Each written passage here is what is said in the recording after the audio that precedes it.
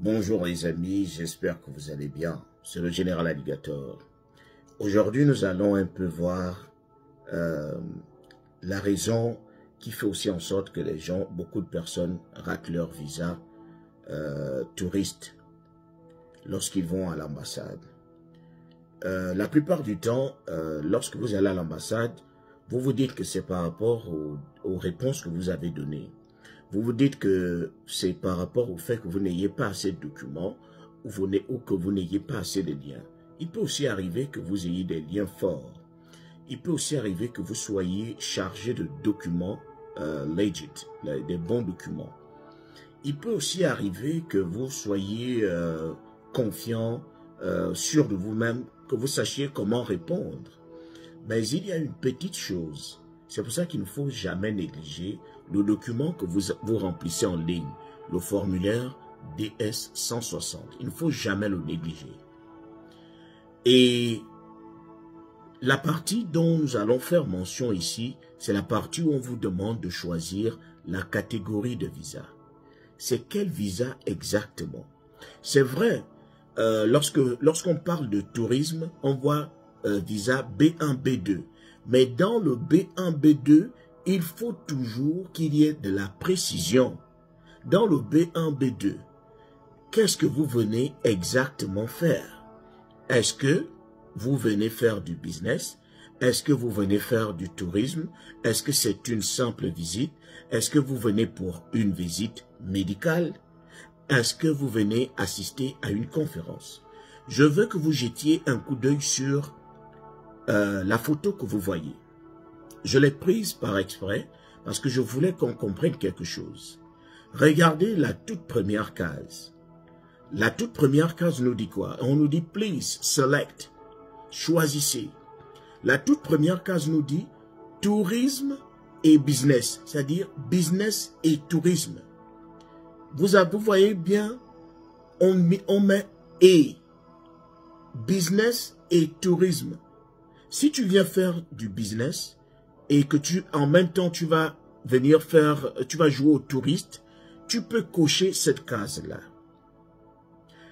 La deuxième case nous dit quoi? Si tu viens pour le business ou c'est pour la conférence, la barre là n'est pas mise au hasard. Lorsqu'on met la barre, on veut dire que ça peut être du business, ça peut être la conférence. Regardez la première option. On dit business et tourisme. La troisième option, ce qui nous intéresse, c'est quoi? On nous dit tourisme, on met la barre, ou bien visite médicale. Est-ce que tu viens pour un traitement médical ou bien tu viens pour faire du tourisme?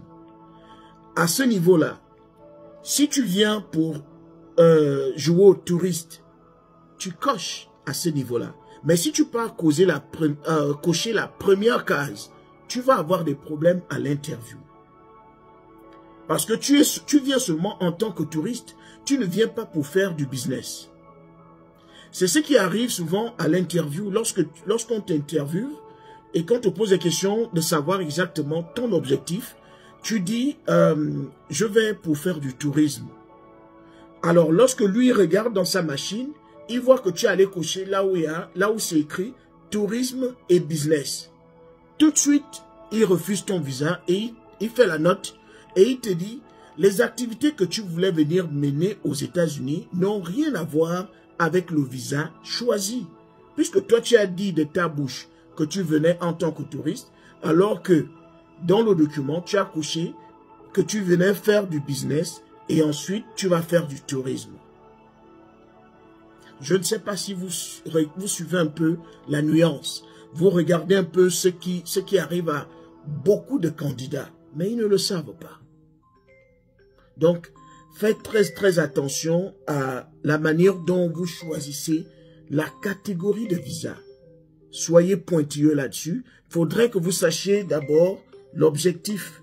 Qu'est-ce que je pars faire aux États-Unis? Quel est mon objectif? Est-ce que je viens en tant que touriste? Est-ce que je viens en tant en tant que businessman? Est-ce que je viens assister à une conférence ou je viens pour un traitement médical? C'est à vous de savoir.